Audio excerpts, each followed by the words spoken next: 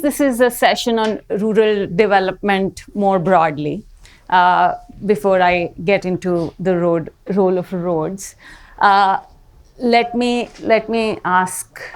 start by asking all of you, when I say rural development, what do you think that means? What I'm trying to say is that what needs to change in rural areas? What outcomes need to change in rural areas in your mind before we will say that, okay, these areas are now developing or developed? Agricultural development. Agricultural development. Health and nutrition. Infrastructure. Transport. Economic well-being. But what's economic well-being? Financially, okay. So incomes. Incomes. Supply chain availability and penetration. Supply chain availability. So availability of goods. Connectivity. Goods and connectivity, supply chain. Connectivity. Whether if someone wants to sell his product.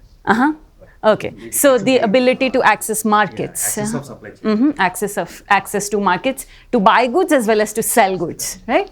Educational facilities, medical facilities. Education and health, these are like the backbone of what we call development outcomes. How to prevent migration related to income. Reverse migration. Okay, migration related to income. So maybe I will use a fancy word for this, rural distress. Can we reduce that so that people don't leave rural areas? Yes? Application of technology in rural development?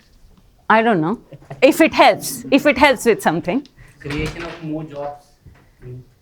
Creation of more jobs related to incomes, jobs, reduced migration. So, all of those, how they get packaged together. Maybe. I don't know if they need to be at source, maybe. But I think what you're broadly saying is, can we do value creation at source? Rather than tomatoes coming all the way to Delhi and the ketchup being made there, can ketchup be made in the village? So that you're higher in the value chain, so that your income can increase, right? So I think, basic thing is making the agriculture more economical. Profitable. Okay, agriculture. Okay, so sort of two themes I'm getting then. We're talking about things that will increase incomes in rural areas, be it jobs and so on. And since agriculture, we think of agriculture as being synonymous with rural areas, we're talking about agro-processing, ability to sell goods, supply chains, etc. And then we're talking about very much human development outcomes also, education, health. So really, what I'm hearing is that when we're saying development, we're not really saying only income. Although, of course, income is a big part of it. Right? We are saying we're taking a more multifaceted view of development, right? That what is development? It's more multifaceted than that. Okay. So then just one more question before we go on. So if you have to do something multifaceted like this, if kids need to go to school, if I need to be able to go to the doctor, and I need to increase my income and do all of those other things, what kind of levers do you think are available?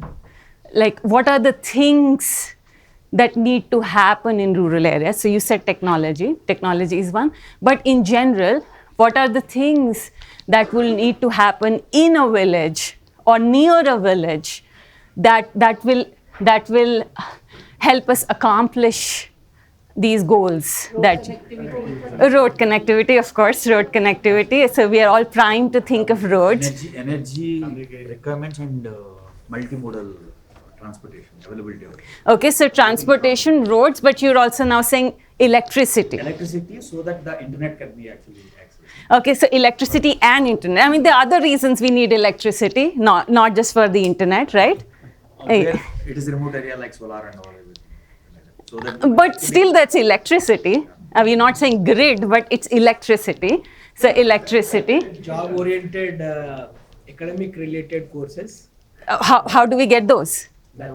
Show that the future is there in agriculture, like food and agri-business management courses are there, but students, this generation is only inclined towards engineering and medicine, and nobody is looking into academic related agri-based courses. Okay, so but whatever those courses are, what needs to happen for those courses to be there? Schools, right? Schools. Need to means increase the franchises to the rural areas so that the profit will be less, but the awareness should be more in that case. Okay, And so. then use of all the So you're talking about a very soft thing in awareness, right? Aspirations, right? Those things, they can be an outcome also that we need to change, but they can also be a lever that you have. Like, what is it that you will use to change those outcomes? Very hard to move. Attitudes, aspirations, but yes. I think more vocational courses so that they can be self-employed and they don't have to migrate to Yes. nearby towns. Yeah. Okay. Okay. Great. Skill development. Yes. Okay. Wonderful. Hospitals, right? So we have many outcomes that we care about when we talk about development. And to change all of those outcomes, there are many things that can happen.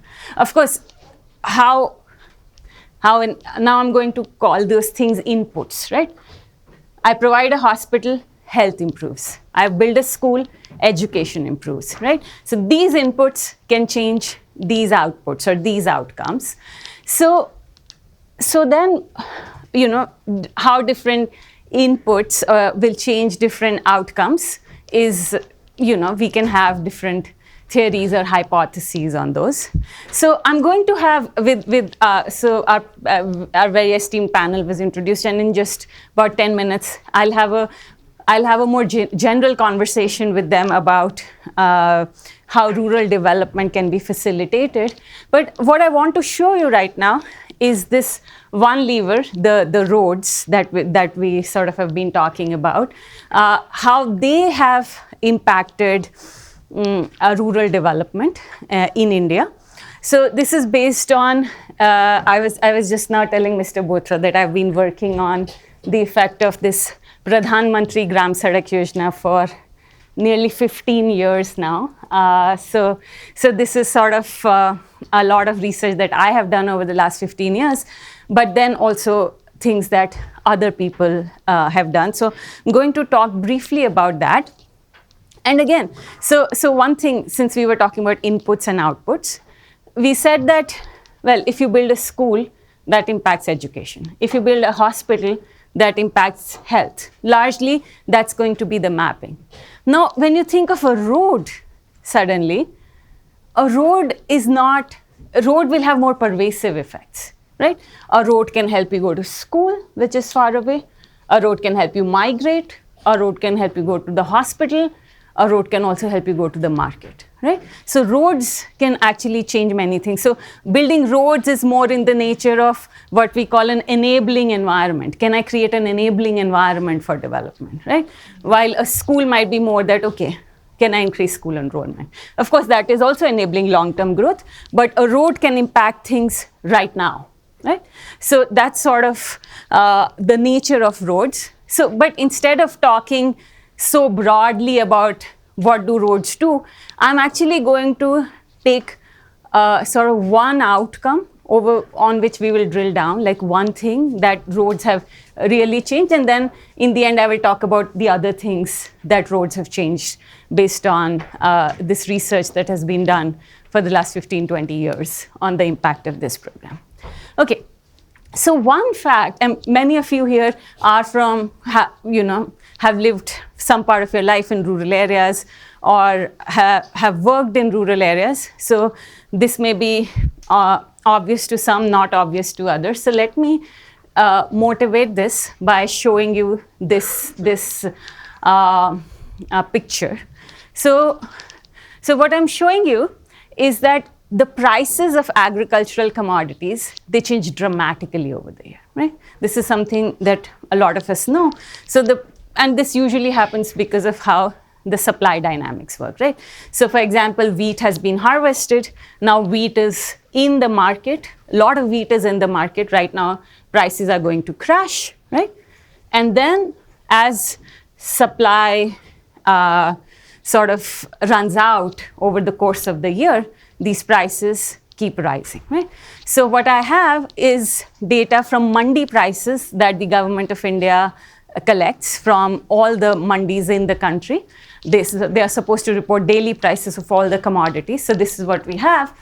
So this is So HM here is harvest month. Okay. So what this is showing you is that in the month, so these are all changes relative to the month of harvest. Okay. So HM plus 1 is the first month after harvest. HM plus 11 is the 11th month after harvest. So what we're saying is that over the course of the year, agricultural prices are steadily increasing. We're saying at 11 months out, prices of agricultural commodities are about 22% higher than they were in the month of harvest. Okay, so this is a very big change. Okay, so at ISB, we will tell you that, oh, so this is a great opportunity for intertemporal arbitrage. What does that mean? That I should not sell right now, or I should buy right now at these low prices and then sell later, 1 year later, and I have a 22% return on my investment, right? So we will tell you that, right? That's what everybody should do. Farmers typically do not do that, right? Farmers typically sell at the bottom of the cycle, right? So the person who benefits is the middleman, right? Or big companies, right? The farmer is selling at the lowest point. And why do these prices change? So as I was saying, this is the quantity arrivals in the markets, and these, you know, they are very high in the harvest month, and then they steadily decline. So this is what we call demand and supply in economics. Okay, so the question is, why are farmers not doing this? Why are farmers not adjusting the quantities that they bring to the markets to take advantage of this intertemporal arbitrage opportunity? And there is a large literature on development in sociology which talks about that there are cash needs at the time of harvest, right? At the time of harvest, you know, there are all these festivals that we have around harvest time. Our marriage season is typically right after harvest. People have borrowed money. Everything is due right at harvest. You need money, right? You need money, you must sell. So you must go to the market to sell at least something. It's easier to just go once and sell it all, right? So that's sort of the starting point. And what I'm going to show you in the next 5 minutes, and then I'll stop, is how did the PMGSY program change this, right? So what is the PMGSY program doing? So PMGSY program, Pradhan Mantri Gram Sadak Yojana, it started in the year 2000, but after 2006 or so, it was like the big push on this program. And this basically built paved roads in rural India, right? So what the program said in its original avatar, and since then it has changed, is that all villages with a population of at least 500 will get a paved road to the nearest market center, okay? So suddenly you're changing connectivity. Suddenly you are enabling all these people to be able to go to the markets. So what do? So this is, again, the annual price trend we just saw, just here for reinforcement. And what does this do? So what I have here, the variable that I'm plotting is the variance of in the price over the course of the year. So what, for the quantitatively inclined, this is the standard deviation of prices over the course of the year for non-perishable goods. How much do they change? So what we're saying is that for mandis, so this is number of villages that got roads in the first 10 kilometers, first 20, first 30, first 50, okay? So what we're saying is that when you build roads, this standard deviation of prices over the course of the year went down. Prices don't vary so much, right? They don't vary as much as they used to earlier, or as much as they do in places where roads were not built. And it's gone down significantly. It's gone by 5%, right? So standard deviation goes down by 5%. It goes down by about 7.5% in 20 kilometers. And what's fueling this again? So I have now broken the prices that we saw earlier. So we saw prices, right, how they change over the course of the year. Now what I have done is, in this, I've seen, okay, what happens to how prices change when you build roads. And what we're saying is that in the first period, the first quarter and the second quarter after the harvest, prices increase. And later on in the year, when prices are generally higher in the absence of roads, over there, these prices decrease, right? So basically what we're saying is, earlier, prices had a secular trend, right? They would be very low right at harvest, and then they're increasing steadily over the course of the year, fueled by this other thing that we saw, the supply, right? That there is a glut in the market right at harvest, and then over the course of the year, less and less quantity is arriving in the villages. Now we are saying that, well, you build roads now, and what does that do? Well, what that does is that when you build roads, less comes right at the time of harvest, more comes later in the year. In the first 10 kilometers, in the 20 kilometers, 30 kilometers, 50 kilometers, no matter how far you go from the mandi, the first 6 months after the harvest, arrivals go down. The later 6 months of the year, arrivals go up. And what does that do? Well, prices, they increase in the first half after the harvest, and they decrease in the second half after the harvest. And what is the net result then? Well, the net result is this, that what I said, this dispersion in prices over the year, the standard deviation, but let's just say the variability of the price over the course of the year, that goes down because you have now enabled farmers to go to the markets multiple times. You know, you don't have to go just once now, right? Because the road is so bad, I must go at harvest, and now I'm done. Now I can go multiple times. So that enables now farmers to take advantage of this intertemporal arbitrage opportunity that we were earlier. So basically earlier, farmers were leaving money on the table, right? Which was being captured by big companies and by middlemen, you know, adatiyas, what in North India are called adatiyas. So now some of that money is being captured by farmers. So just one thing I'll show and then I'll stop. That another thing what we find is, we look at villages which have access to storage facilities and villages that don't have access to storage facilities. And all of these effects are coming only in villages which have access to storage, which makes sense, right? If I have to go later in the year to the market, I need a place to store the grain, right? I can't leave it out in the open, right? Then I'll lose everything. Right now I'm making some money. Then if it's out in the open, it gets rained upon, it gets eaten by pests, then nothing is left.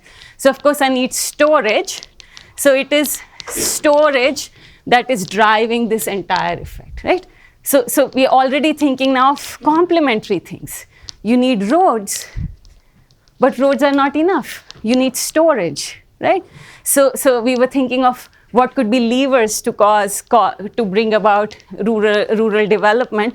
So things that also increase the effectiveness of things that you already have. You've built roads, but do farmers also need credit? Do farmers also need storage, right? So those are also things to think about. What are sort of these secondary things that people will need in order for their incomes to go up in rural areas? Okay. All right, so that's sort of a flavor of the effect of roads. So I have a paper about this, and there's more detail there, and we can talk more about it. But in the interest of time, in the next 2 minutes, I'll also summarize some of the other benefits of the PMGSY scheme that have been shown by my previous research, but also by other people in the profession. So there's increased availability of goods in villages, and these are very much, you were saying supply chains and stuff like that. These are very much FMCG kind of products. So people say, yeah, we're consuming ketchup now, right? We are consuming biscuits now, right? So, I mean, is people consuming more ketchup development? I don't know. But it's definitely, all this big variety of consumption that we have in urban areas. I mean, I definitely want ketchup with my samosa. So do rural people in rural areas. So FMCG products. And consumption goods are also cheaper, right? Because now there's less transport costs, right? So I was buying salt earlier. I'm buying salt now too, because salt is essential. But that salt is now cheaper to transport from Delhi to interior UP, okay? So therefore, these prices go down. A lot of people were initially saying schools are an important aspect of development. So yes, we do find there's greater school enrollment. There's occupational diversification. So people are farming, but they're doing other things as well. So especially people are doing dairy, right? Because milk, again, you need a short turnaround supply chain, right? You can't keep milk in storage. So yeah, dairy investments go up. There's better access to healthcare services. So there are more institutional deliveries, antenatal care, vaccination. There's also better access to credit from rural banks and microfinance organizations. So the next policy step, of course, is what kind of complementary policies can increase the efficacy of roads. So we were talking about storage and credit, but maybe we can talk a little bit more about those. So I'll stop talking and maybe I'll invite my panel to come and share their thoughts on the effect of roads.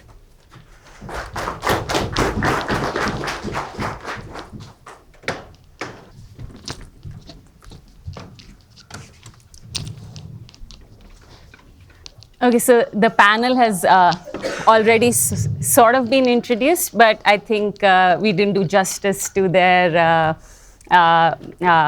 what should I say, vast or deep resumes. So maybe I'll give people, everyone, a minute or so to reintroduce themselves, and then I'll start this conversation. So we'll start with Dr. Sood. Okay, so good afternoon, everyone present here. I am Dr. A.K. Sood. Presently, I am a Deputy Managing Director with NABARD. I hope all of you are aware about NABARD, which is a apex level developmental financial institution in the country looking after, so to say, rural credit of the country. It was an institution which was carved out of Reserve Bank of India in 1982 to look after the rural side of credit. So now we are doing a lot of financial and non-financial interventions, supporting banks for their credit needs, doing developmental interventions for tribal farmers, for watershed and such other activities. As also we are doing the supervisory functions for regional rural banks, that is the Grameen banks and the rural cooperative banks. So the supervision function of such banks is done by us, and the regulation is done by RBI. So we are basically doing it on behalf of RBI.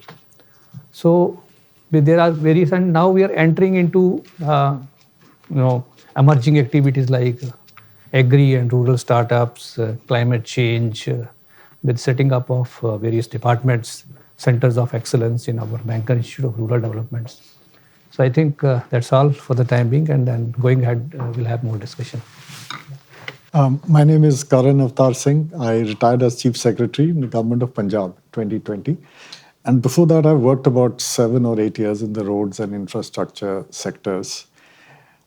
My observation on PMGSY, this was an excellent presentation, is that the tougher the terrain in India, the more seemed to me the benefit of the rural road to the village.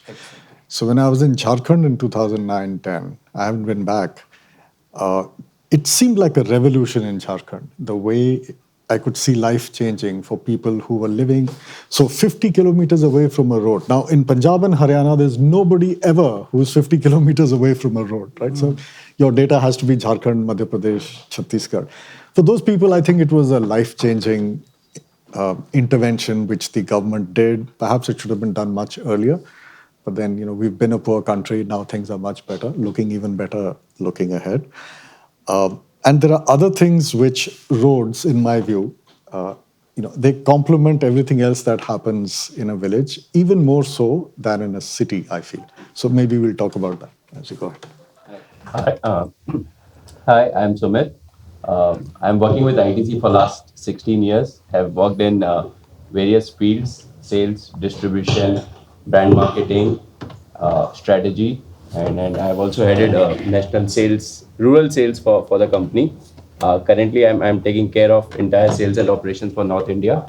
I can't agree more on how roads help. In the beginning, when Professor Shilpa asked about how do we define rural development, and one of the points came was income levels going up. I'm on the other side trying to capitalize on those growing income to bring more penetration of FMCG products in the rural markets. We are definitely seeing benefits. I don't know whether ketchup is aspirational or not, but we sell a lot of biscuits, noodles, cigarettes in those rural areas. And then yes, road connectivity becomes one of the key factors to touch these villages. We have almost 6 lakh plus villages, and ITC is on the forefront of rural distribution, and we cover almost 1.5 lakh villages directly today. That's a big number, and I think one of the highest in the industry. So we'll talk about it more. Speaking of penetration, Hindustan Lever, ITC, every village in Punjab has a pizza shop, a burger shop, and their supply chain is all these multinationals. ITC is a multinational for me. So it's a great last mile effort which Indian companies have done. It's for welfare. Yeah. Okay. So thank you. So my opening question was going to be, and a lot of it has already been covered, but if there are any remaining thoughts on that, I would like to get those. So our panel actually brings sort of 3 different perspectives on the rural economy. So as Sumit was saying, that they are mostly right now concerned with the rural inhabitants or the village as the consumption unit, right? Consumption of their products. Of course, ITC has a very big agribusiness unit also, so they also have a very production-focused lens also, but he's representing the FMCG business, so I'm just going to put him in the consumer bucket. And Dr. Sood and NABARD and the banking system in general is more concerned with the rural economy as producers of goods, right? And how you can facilitate those production networks. And the government is, of course, the facilitator of all of this and the builder of these roads. So from these different lenses, what I was interested in knowing is, one, how PMGSY has changed things, and you spoke a little bit about that already, and also how that has changed the way you engage with the rural economy, and how has that led to more depth or a wider offering, or especially on the credit side, if that has changed things. So maybe we can start with you, Dr. Sood. So I think the presentation about PMGSY that you made and the impact that it has carried about is excellent. So as per the data, around 7.33 lakh kilometer of rural roads PMGSY has done. And let me tell you, in terms of NABARD is also into rural infrastructure development, and under RIDF, which is a fund, dedicated fund, Rural Infrastructure Development Fund, we have done 5.6 lakh kilometer of rural roads. That is almost comparable to PMGSY. So probably this fact may not be known to wider audience. So it is almost comparable to that. In terms of the impact of rural roads, as everybody knows that it is obvious that infrastructure is the foundation for carrying out other layers of development. Whether now it leads to economic development, and then it also affects the social part of it, maybe access to education, access to health, and all such initiatives. As Dr. Karan Avtar Singh said, I really agree with him that particularly in the remote and inaccessible areas. The impact of such roads is really important. If I talk of, say, a hilly area like Uttarakhand or Himachal, now if you have to evacuate apple, for example, apple is a perishable crop. Now people have to bring those apple cartons from their production areas right up to the road head, on their heads actually. So you see the journey, how tedious it is. So if the rural roads are there, then the time, number one, the time that they are saving, because these are perishable, so the amount of quality which is deteriorated during transportation, how it is there, these are not captured actually. And that is why the higher price realization is there. So I think in terms of its impact, it is higher in case of remote areas, and it impacts all the, whether it is social, economic, everything it impacts. Yeah. Right. So, if I have to say, one of the big challenges that we see in rural India, what would you say as the key challenge in rural India? Any one word to describe? Accessibility, bang on. So the biggest challenge that we used to face as manufacturers of consumer goods was accessibility. And accessibility in terms of everything, be it communication, be it reaching our salesmen, the rural areas, taking the orders, disbursing incentives, and then making the goods reach. Two things have happened over the last 10-15 years. One, the entire thrust on road infrastructure or public infrastructure in general. And second is the digital infrastructure which has come. So digital infrastructure to some point has helped us break a lot of other accessibility barriers. For example, communication. Today I can communicate with consumers or retailers in rural India in the preferred language, in any medium, audio, visual, through a WhatsApp message or through a app, and that has broken down my communication barrier completely as far as rural India is concerned. Talk about order taking. It is a big task for us. Sending salesmen every week, taking orders from the rural markets. Today we have created an app where the retailer can place the order. Incentive disbursements works extremely well. There's a session on incentives. Today they complete their targets and we are able to disburse incentives. Next day itself, it hits their bank account. So DBT is working extremely well. But how do you close this entire process? I've got the orders. There is a consumption which is waiting to happen. That can only happen when there is physical infrastructure available. So to fulfill the entire process, you have to have road connectivity where the goods go week on week. Every time there's a demand that has been picked up. So I was talking about 6 lakh villages and we service about 1.5 lakh villages.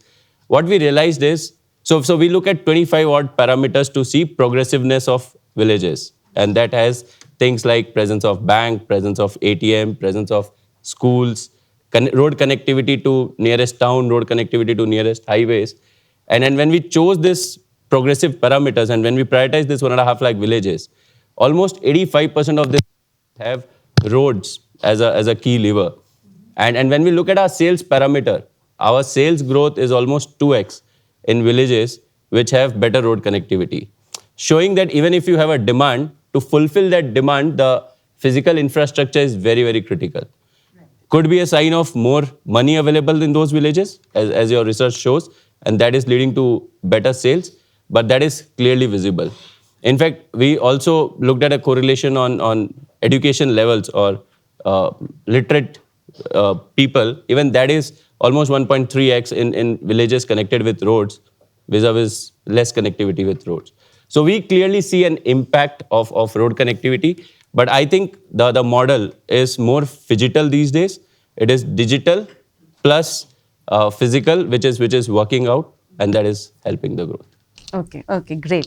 So I'm going to use what you said as a segue into a follow-up question, and that is for all three of you. So in the last 20 years, a lot of infrastructure has been built in rural areas. So there's roads, but there's also electricity. We have good penetration of banks, either through physical branches or, as you were saying, digital. There's banking correspondents. There's the mobile phone connectivity, mobile internet. So in terms of infrastructure, I don't think there is now a significant separation between urban areas and rural areas, right? But when we think of economic output that urban areas are generating and rural areas are generating, there is a big gap, and it's only growing. And some of this is to be expected. Cities are sort of the engines of growth. They are the engines of the economy. But definitely our rural areas are not where they can be. In fact, there's a lot of distress as it came out in the beginning. So from the different lenses that you have into the rural economy, what is it that can be done either by policymakers, but maybe also by the private sector in terms of closing this gap or helping rural areas grow? So maybe we can start with you, Dr. Singh. Okay, great question. You're right, Shilpa. You look at developing countries and the rural-urban gap grows with economic growth. If you look at very developed Central Europe, Germany, Switzerland, the gap is small, but they also had a time in the 19th century when this gap was huge. If you look at China today, that gap is massive. Shanghai and Shenzhen are better than the US when you go, but if you go 500 kilometers inland into the village areas of China, there's real poverty there even today. So this seems to be the dynamic of how a low-income country moves to middle-income level, but my feeling is it doesn't have to be so. So what's happening in India, what I see is that our occupational transformation from farming to non-farm jobs is slower than our GDP growth. So somehow we are not cracking the occupational issues in India. I feel there are too many people still in agriculture, 50% in agriculture. It wasn't too different 40 years back. It was then 62%, right? If you look at other fast developing countries in East Asia and China, they really moved millions of people out from farm to non-farm jobs. So I feel that's a policy issue which policymakers, which I was one till a few years back, so I can now sit back and criticize policymakers, need to address, and it hasn't been done. And maybe this, the future of rapid growth in India is the right time, the sweet spot to address this issue. So I look at three things. One, can we create non-farm jobs more in the villages than in the city? Today, I find the aspiration of every parent in a village is to make sure that her kids get educated and go to the city for a good job, or even for higher education. Because there are no high-value, high-wage jobs in villages. There are jobs, but there's a ceiling on a rural job. That wage level may be 30,000, 40,000 rupees a month. Once you're college educated or higher and you expect a wage of 50,000 plus, then the city in India is the only place you can find such a job. But I see this changing. Our call centers, which 10 years back were only in Bangalore, Hyderabad, Pune, now are looking at tier 2, tier 3, and now tier 4. What is tier 4? It's a semi-village town, right? So perhaps the best connected and most progressive villages who have enough, say, +2 educated girls and boys could be the next place for a small venture like a call center, I don't know. Could even be other kinds of manufacturing activities. If Make in India has to grow, what's happening today is that the China model, which the Apples and the Foxcons of the world follow, they get about 10,000 workers in one place. And they find that efficient. But with new technology, I don't think that has to be the case. You could perhaps have a more dispersed manufacturing facility, like a circle across, say, a 50-kilometer radius in various villages around one central point, and do the same thing and provide a better quality of life to your employees who are closer to home, who live in cleaner air, get cleaner water, than all having to converge onto a Chennai or a Bangalore and now all our cities are overcrowded and going to be even more overcrowded. So I see this alternative which policymakers need to look at to build on what has already happened with PMGSY and of course telecom. On the roads, just one point. These roads have been built, 1 million kilometers of network. My worry is who's going to look after them? What is our O&M model? So PMGSY has a good model, but it's short term. It's a 5-year O&M after you build the road. NABARD, RIDF also have 5 to 7 years, and the executing public agencies are happy with that because a longer term O&M contract is very difficult to implement and manage.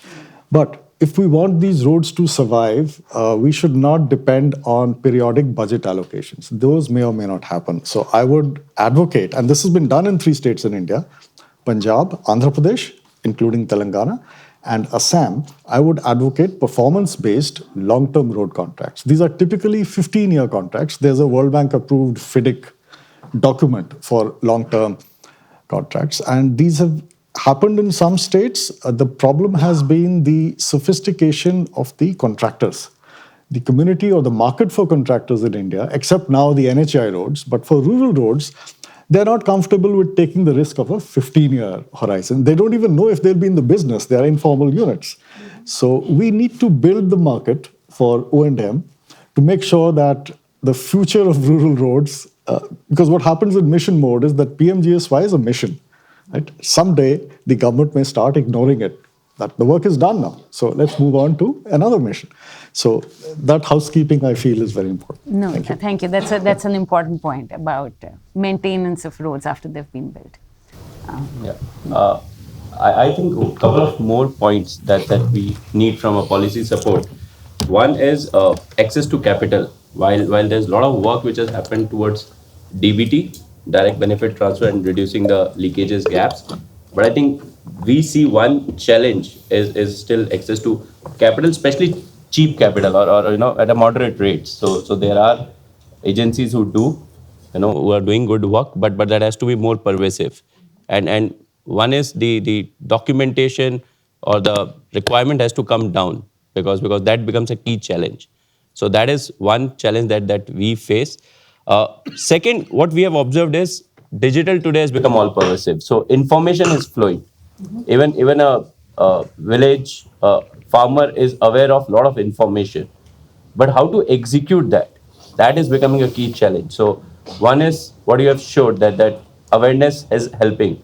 And our agri-business is doing a lot of work towards building this awareness among farmers. So we have developed a ITC Mars app, which is all digital, and it is currently with 15,000 all FPOs, trying to educate them on how to execute this. So it has information on purchases, it has information on selling price, it is talking about access to capital and all. So we need more such partnerships to happen at a much, much larger scale so that all these things transform into reality. So work has happened, this needs to scale up. Maybe government needs to partner with more such organizations who are into rural India, and maybe together we can create that. But ITC Mars app, which we created, and it was when we started it 3 years back, it was like, who will use a super app in a rural India? But we are really surprised with the faster adoption that we are seeing among farmers and all, because digital is no longer people are very comfortable with digital these days. So that's one thing that we are clearly seeing. Okay, great. I would like to add some more perspective to it. See, it's imperative that there is a need for pushing out people from agri to non-agri. In rural area, there is a need. I mean, there is no two ways about it. There is no uncertainty about it. So how do we do it? Agri MSMEs, rural MSMEs is what are the problems they are facing? Why they are not accessing capital? Why banks are hesitant to finance them? So formalization is something which is the need of the hour, where number of initiatives are being taken by Government of India, ISB, NABARD, and maybe other organizations as well. And second thing is, those which are left behind in agriculture, their efficiency also needs to be increased. And how do we do it? What are the levers available to do it? Number one is collectivization. efficiency, scale efficiency, something which we need to. There is a vast network of social capital in the rural area. These are a group of SHGs. Almost 1 crore SHGs are there. Almost 50,000 FPOs are there. We need to build on them. In agriculture, what is happening is the input cost is moving at a faster rate compared to the output prices. So we need to have efficiency in input. For example, solarization. Solarization is something we need to build so that to cut cost. So use of renewable energy in agriculture. Value addition is something we need to build. And it has to be on a decentralized mode. So using this social capital, now this NRLM is also coming up with Lakpati Didi scheme to make this happen. So I think there is a combination of things, credit and non-credit levers which have to be used to make this agree and non-agree happen. Okay. Yeah, so this point about collectivization is a good one because, of course, when you were asking what is the first problem in rural areas, and of course the answer is accessibility, but I think a closely related problem is of scale, right? Which is what has made it hard to provide infrastructure or other things in rural areas that ultimately there simply aren't enough customers. So if you want to maybe even also, I don't know, like if when you have to procure, like, and I'll probably get into more the agribusiness side, that when you have to procure, you need to sort of, you can't drive a truck out there to get, 20 kg of tomatoes from one farmer. So that kind of collectivization, I mean, maybe it's through organically, once markets come up, there will be enough farmers who will be doing it, or it can be through collectivization efforts. But I agree that scale is also a big issue in rural areas that makes it hard to have viable businesses. In fact, even to provide good hospitals, good schools, again, there isn't enough demand in rural areas to be able to do that. But I would think that roads can facilitate that too, in the sense that if you want to have like these hub and spoke kind of models, that you have a big hospital in the center and people go there, or big nice school and people go there. Again, roads are something that can do that, rather having low quality, small facilities closer to the villages. So I agree, your point about collectivization is very well taken. Maybe I'll ask Dr. Singh if you have any thoughts about what is the future in terms of... So, yeah, all these sectors, one sector which roads and the supply chain are helping in villages is the tourism sector. As urban India grows and incomes grow in urban India, the demand for a short holiday at a green, clean, nature space could be the periphery of our wonderful national parks, which we have in India. So that wasn't there 20 odd years back. The roads were there, but the supply chain wasn't there. How do you even get a bar of soap or shampoo in that remote place? So now that is happening, entrepreneurs are moving in and building a lot of rural tourism infrastructure in India, and these jobs are therefore rural jobs because all the local people get employed. Himachal and Uttarakhand have been traditional examples because in the summer, most people from India or abroad would like to go there. But now I'm finding this all over the country. If you have some ecological value around your village, maybe a waterfall, a forest, that's a place for tourism. And this can be small, it can be rural, it can be, so you don't need ITC hotels to be there. You can have a small entrepreneur, or even the landless poor could be helped through a credit mechanism, because these equity issues are also growing in India. So it's not only rural poverty, it's poverty per se, malnutrition, child stunting. So all these issues get connected to firstly the road. But the road to me is a precursor of many other things which then reach that place. And you have lots of possibilities for enterprise and jobs, which you did not before. So. Okay, great. Thank you. In fact, one point that we have observed, villages which are in close proximity of towns and are pretty well connected by road, they see a much higher level of development because people tend to come down for a day. So we have seen very high level of aspirations in those villages which are closer and well connected. So we suddenly found that there was a lot of penetration of premium products in those villages. And that's just one sign from a consumer mindset that we see that. But it also shows that the consumer is aware that this product is better than this product, because otherwise in rural, any packaged product is branded. They don't differentiate much between different brands. But when you go to a developed rural village, that we call it, which is in close proximity, you find consumer is very, very well aware and asking for a specific brand to the retailer, and the retailer hence consciously putting those things. So those could be great places, sir, to put up tourism, because there's a close proximity, 1 hour drive, and then the urban can go to the rural to spend some time. And the way we live in Gurgaon, Chandigarh, that situation is so bad that going out of the city is a privilege. So that can definitely be leveraged. So from the perspective of credit, if I have to say, then I think we need to focus on two things, two segments actually, whether it is agri or non-agri. Number one is women. If you see in agri, it's the women who are doing the field work actually. But in terms of credit accessibility, it's the land ownership which matters. So in terms of the land ownership, women have only 10% of the women have the land titles in their name. So I think we need to find a mechanism to address this issue. And second is the tenant farmers. And particularly Andhra and Telangana, they are suffering from it. Almost 30 to 40% of the gross cropped area in these, particularly in these two states, is under tenancy. And there is hardly any mechanism to provide cheaper credit to these people, formal credit. Of course, they are approaching the informal money lenders and getting the credit at 20 to 26%. And I don't think that with this kind of cost, anyone, the agriculture particularly, will be able to generate that kind of returns to service such kind of loans. So these are the segments: gender sensitivity and this tenant farmers. If we have to address, then probably these need to address, then the rural distress will also come down significantly. Yes. Yeah. And I think for agriculture specifically, I know there's a panel on financial inclusion later today, but one point that I wanted to make was that, things like fintech or microfinance organizations, they are very good for these, short tenure loans, right? That's sort of their entire model.